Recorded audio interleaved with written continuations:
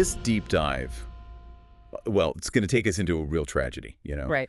A tragedy that I think really shows us how important it is to be responsible when you're hosting these big events, especially something like a football match. Yeah. We're going to be talking about the Kanjuruhan Stadium disaster. Right. It's happened in Indonesia back in 2022.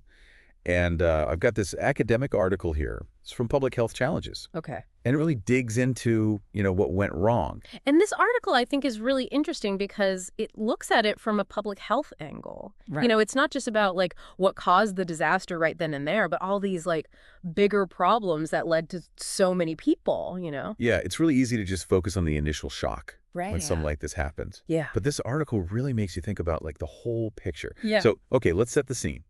October 1st, 2022. You've got Arema FC. Right. Huge team in Indonesia. Right? Yeah. They lose at home to their rivals. Persebaya, Wow. first time in over 20 years. And imagine your team, right? Undefeated at home for 23 years. And then suddenly they lose to their biggest rivals. Talk about a symbolic defeat.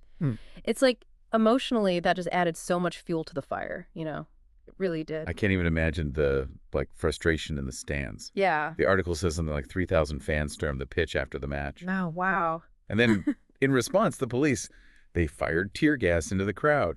They said they had no other choice. But, you're probably thinking, why is that such a big deal?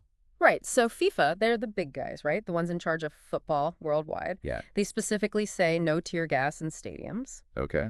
And it makes sense. It's incredibly dangerous, especially in a closed space like Kanjuruhan. It's just asking for trouble. So it sounds like a major safety protocol violation right off the bat. Oh, absolutely. And it gets worse. Witnesses said that tear gas was just fired everywhere, not even aimed, Wow. just into the It's stands. always randomly. Yeah, total chaos. Imagine you're packed in there, can't breathe, eyes burning, everyone's freaking out trying to get out. That sounds terrifying. It was. And people, they needed to get out, right? But the article says a lot of the stadium gates were locked. What? Or, way too small for that many people all at once. So you've got this massive crowd of people panicking, Yeah. and they're basically trapped. Exactly. And this is where those big picture problems become really, really clear. You mean the systemic issues? Yeah, exactly. It wasn't just one locked gate. It was everything, not enough exits, no clear way to get out, and barely any trained safety people. It just all fell apart. It did. And because of all of this, at least 135 people died. Yeah. And over 750 total victims. It's hard to even, understand how bad that is. It's just awful. And it's even worse when you look at the details, those safety violations. Like FIFA, they say you got to have one security officer for every 250 people watching. But at Kanjuruhan, not only did they not even come close to that, only one officer, just one, actually had the right credentials from FIFA. So you're saying they basically just had people in uniforms, but not actual trained professionals who knew how to handle a situation like that. Pretty much. And it gets worse. The article says nobody even knew who was really in charge. During the emergency, who was making the decisions. Total mess. You mean the incident command chain? Yeah, that's it. Who's the boss? Nobody knew. It was total confusion, and that meant everything was delayed. No one knew what to do. It sounds like a complete breakdown of communication and who was responsible for what. It was a total disaster. A total disaster. And then, to top it all off, the stadium was over capacity. It's they were just, I don't know, almost asking for something bad to happen. Yeah, the article mentioned that the actual capacity was kind of up for debate. Right. Yeah, there's some back and forth about the numbers. They sold over 42,000 tickets, but the stadium's supposed to hold somewhere between 36,000 and 42,000. So even at the higher end, they were pushing it. And in a situation like this, it's every extra person just adds to the danger. Oh, absolutely. And it's not just about the numbers. It's about how those people can actually move, Even if they weren't technically over capacity, those tiny exits and no clear way to get out would still be a nightmare. So it's overcrowding plus bad infrastructure. That really made things worse. And the article says, besides the actual pitch, the field, Kanjuruhan Stadium didn't meet a lot of FIFA standards. Yeah, that's right. Not enough bathrooms, bad signs. Just a lot of basic stuff missing. It's almost like they were so worried about the game itself, they forgot about keeping people safe. It's crazy that all this could go wrong at once. Get the tear gas, the locked exits, people not knowing what to do, way too many people. And a stadium that's just not safe, it's a lot.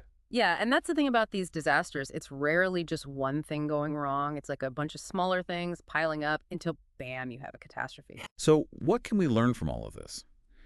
The article had some pretty important ideas for stopping something like this from happening again. What really stood out to you? Well, I think the biggest thing is we need to really look at how these stadiums are built, not just in Indonesia, but everywhere. And I don't just mean fixing them up a little. They need to actually meet international safety standards. And, like, someone needs to make sure they're actually following the rules, you know? Yeah, what good are rules if nobody follows Well, them? exactly. There has to be this, like, culture of safety built into everything, from planning the event to actually running it. And the article also talked a lot about changing the safety rules. Like how to control the crowds and get people out safely if something goes wrong. Oh, yeah, for sure. Things like having stricter limits on how many people can be there, really clear instructions for everything from buying tickets to dealing with an emergency, and of course, better training for security. Those guys need to know what they're doing. Practice different situations, know how to talk to people when things are crazy, and really understand how crowds work, especially at a tense football match. Yeah, it's not enough to just have guys in uniform. They need to be able to actually handle a crisis. Yeah. And like their main job should be keeping the fans safe. Absolutely. And while we're on that topic, the article brought up medical support, too. You got to have enough doctors and nurses and all the stuff they need ready to go just in case. Because as we saw, things can go south really fast in those situations. You got it. And we also need to rethink how we control crowds. Yeah. Using those barriers, the physical ones, that can be way better and safer than tear gas. Right. It's like preventing a problem instead of reacting to it. And it keeps everyone safe from those dangerous chemicals. The article also talked about the importance of the fans knowing what to do. Clear signs, maybe videos showing the exits, and announcements that actually tell people what to do in an emergency. Instead of just saying, stay calm, which doesn't really help anyone, right? Right. Give people real information. Make them part of the solution. The more they know, the better they can react in a crisis. But, even with all these good ideas, the article is pretty critical of how the government in Indonesia responded, or really didn't respond, after this disaster. Yeah, it says that even a year later, there hasn't been much talk about really figuring out what went wrong and changing things to make sure it doesn't happen again. They seem to just be focused on rebuilding the stadium, which is important, but it's just one piece of a much bigger problem. It's like trying to fix a broken leg with a Band-Aid. Just like trying to fix a broken leg with a Band-Aid. And, a lot of people are saying the government's just trying to sweep this whole thing under the rug. Like, rebuild the stadium and hope everyone forgets about all the other problems. Yeah, and that's scary because it makes you wonder if they've actually learned anything, Like, are they really going to make changes so this doesn't happen again? Because rebuilding a stadium is one thing, but you also got to rebuild that trust, that feeling that people are going to be safe. Right, like the article is saying they need to do more than just fix the building. Exactly. They got to change how they think about safety, make it the most important thing. And that brings us back to public health, It's not just about making sure people don't die. It's about preventing injuries, the trauma, all the stuff that sticks with people after something like this, the survivors, the whole community, everyone. It's like the impact goes way beyond just the people who were actually at the stadium that night. Totally. And it shows that safety isn't just the job of the people running the event or the government. It's everyone's responsibility. We all got to be aware and ready, So, like, what can people who are going to these events actually do to make sure things are safer? Well, don't be afraid to ask questions. Like, if you're going to a big game, know where the exits are. Are they easy to find? Big enough for everyone to get out? Don't just assume everything's fine. Right. And if you see something that just doesn't seem right, say something. Tell the staff, the security people. It's better to be safe than sorry. Yeah, because you never know. Speaking up might actually stop something bad from happening. Exactly. We got to look out for each other. Sometimes that just means saying something if you think something's wrong. So I think what we've learned today is that we can't just ignore safety, especially at these big events. It's got to be a priority. Yeah, it's easy to think it'll never happen to you, but this shows that it can happen anywhere, anytime. And what happened to Kanjuruhan, it really shows how important it is to have rules and to actually make sure people follow them.